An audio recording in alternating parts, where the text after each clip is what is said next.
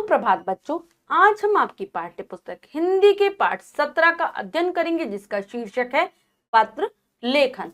तो चलिए पाठ को पढ़ते हैं और जानते हैं पत्रों के बारे में कि पत्रों को क्यों लिखा जाता है और किस प्रकार से पत्र लेखन का कार्य हमें करना चाहिए। पाठ को पढ़ते हैं विस्तार पूर्वक और सीखते हैं पत्र लेखन। पाठ 17 पत्र लेखन। पत्र हमारे संदेश वाहक की भूमिका निभाने का कार्य करते हैं। पत्रों के माध्यम से हम अपने विचार तथा समाचार दूसरों तक पहुंचाते हैं। तो बच्चों, अगर हम अपने मन की बातें, अपने मन के भाव अपने किसी प्रिय मित्र को, अपने रिश्तेदार को, सगे संबंधी को बताना चाहते हैं तो जो पत्र हैं इसमें मुख्य भूमिका निभाते हैं। इसके द्वारा हम अपने विचारों को आसानी तक लिखकर दूसरों तक पहुंचा सकते हैं। इसके अलावा बहुत बार हमें अपनी बात अपने स्कूल में हम पढ़ते हों, हमें प्रधानाचार्य जी को कहनी पड़ती है।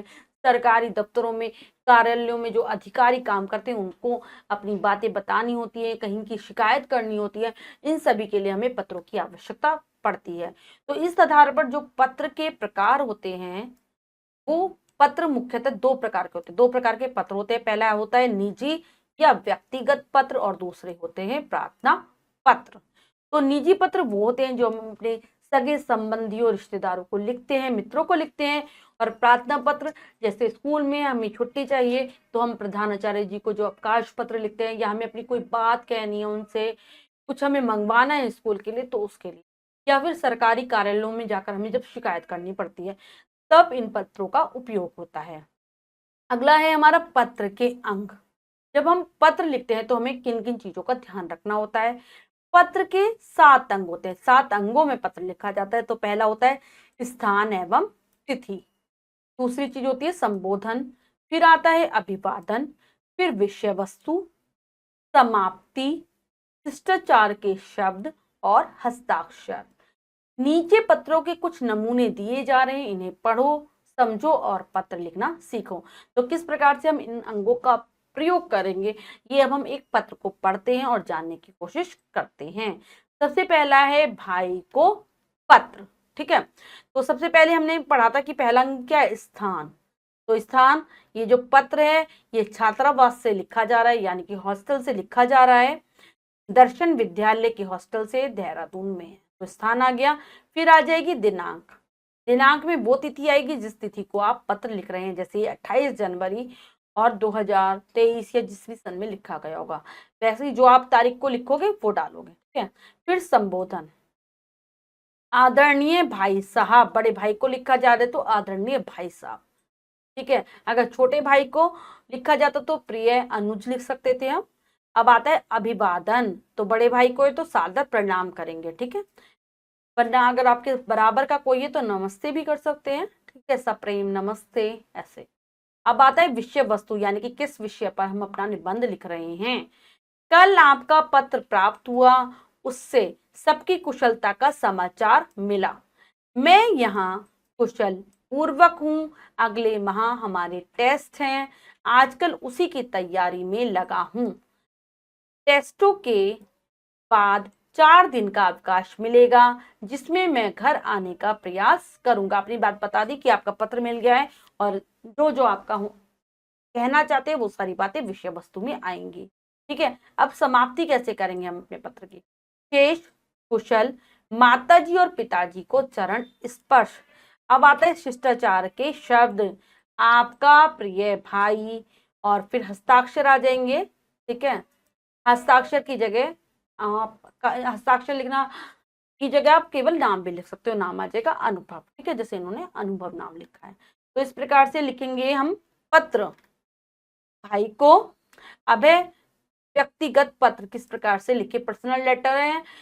कक्षा में प्रथम आने पर पिता को पत्र, यानी कि आप कक्षा में प्रथम आए हो और ये बात आप अपने पिताजी को पत्र के माध्यम से बता रहे हैं। तो कैसे करेंगे, पहले स्थान आ जाएगा जहां से पत्र लिखा जा रहा है, सेवा आश्रम विद्यालय चंडीगढ़।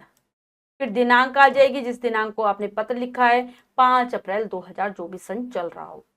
पूज्य पिताजी, सादर चरण स्पर्श। ठीक है, पहले संबोधन, अभिवादन आ गया, फिर अब अपनी आपकी आएगी क्या, विषय वस्तु। मैं यहाँ कुशल पूर्वक हूँ और ईश्वर से आपकी कुशलता की प्रार्थना करता हूँ। आज हमारे विद्यालय का परिणाम घोषित हुआ। आप यह जानकर अत्यंत प्रसन्न होंगे कि मैंने अपनी कक्षा में प्रथम स्थान प्राप्त किया है। आपके आशीर्वाद और गुरुजनों के कुशल मार्गदर्शन से ही यह संभव हो पाया है। विषय वस्तु में जो भी आप अपने पिताजी से कहना चाह रहे हैं वो सारी आ जाएगी। और फिर समाप्ति, शेष कुशल, माता जी को प्रणाम और स्नेहा को प्यार। फिर शिष्टाचार वाले जो शब्द हैं, आपका आज्ञाकारी शिष्य, तो यहाँ पर पिताजी को लिख रहे हैं तो यहाँ पर शिष्य नहीं आएगा, क्या आ जाएगा यहाँ पर, अगर हम पिताजी को लिखेंगे तो आपका आज्ञाकारी पुत्र, यहाँ पर बच्चों सही करेंगे।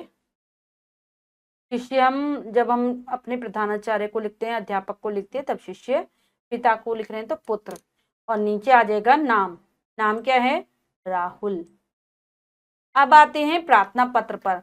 जब हम एप्लीकेशन लिखते हैं, स्कूल में प्रार्थना करते हैं किसी चीज के लिए, उसके बारे में, जैसे बीमारी के कारण अवकाश हेतु प्रार्थना पत्र, आप बीमार हो गए हो और आपको विद्यालय से अवकाश चाहिए, अवकाश यानी कि छुट्टी चाहिए, तब आप किस प्रकार से प्रधानाचार्य को पत्र लिखेंगे, मतलब प्रार्थना पत्र लिखेंगे। ठीक है, करते हैं। सेवा में, हमेशा प्रार्थना पत्र में ऊपर सेवा में आता है, फिर प्रधानाचार्य, और अगर कोई महिला प्रधानाचार्य है स्कूल की तो प्रधानाचार्या। विवेकानंद विद्यालय स्कूल का नाम और स्थान जहां पर विद्यालय है।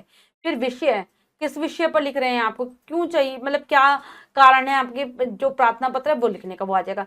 बीमारी के कारण अवकाश हेतु प्रार्थना पत्र। महोदय, और अगर क्या कहें महिलाएं तो महोदया।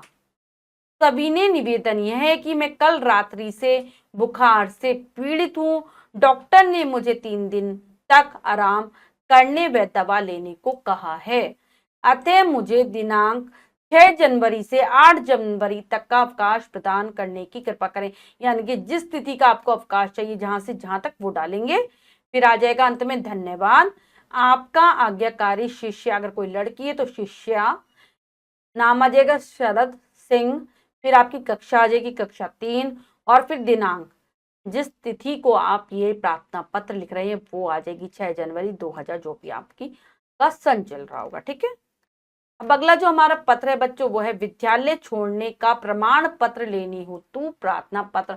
आपको किसी वजह से विद्यालय छोड़ना पड़ रहा है और उसके लिए आपको प्रमाण पत्र की आवश्यकता है, यानी कि आप दूसरी जगह अपना एडमिशन ले रहे हैं, दूसरी जगह आपको प्रवेश लेना है तो इसकी आवश्यकता पड़ती है। तो कैसे लिखेंगे, सेवा में प्रधानाचार्य, महिला है तो प्रधानाचार्य, टैगोर एकेडमी कन्नौज, यानी कि स्कूल का नाम और स्थान, फिर महोदया।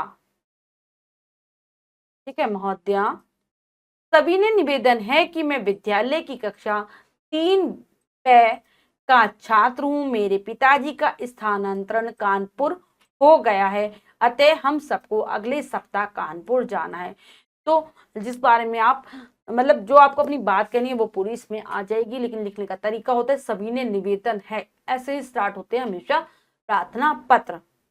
अतः हम सबको अगले सप्ताह कानपुर जाना है।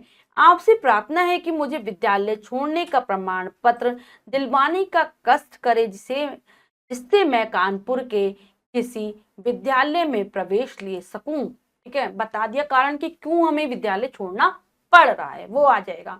फिर धन्यवाद, आपका आज्ञाकारी शिष्य गिरीश कुमार, और लड़की है तो शिष्या, फिर नाम, कक्षा 3 और फिर दिनांक, दिनांक को, जिस तिथि को आप पत्र लिख रहे हैं, 4 अगस्त 2000 जो भी आएगा। ठीक है सन।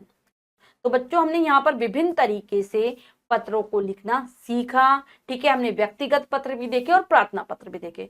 आशा करती हूँ आपको अच्छे से समझ आ गए होंगे। अब हम एक बार अभ्यास कार्य पढ़ लेते हैं। अभ्यास कार्य हम आपको क्या क्या करना है, तो निम्नलिखित प्रश्नों के उत्तर लिखो। तो जितने भी प्रार्थना पत्र यहाँ पर बच्चों दिए गए हैं, प्रार्थना पत्र भी और व्यक्तिगत पत्र भी, वो आपको स्वयं लिखने हैं और कार्य आपको अपनी अभ्यास पुस्तिका में करना है। एक बार मैं पढ़ देती हूँ।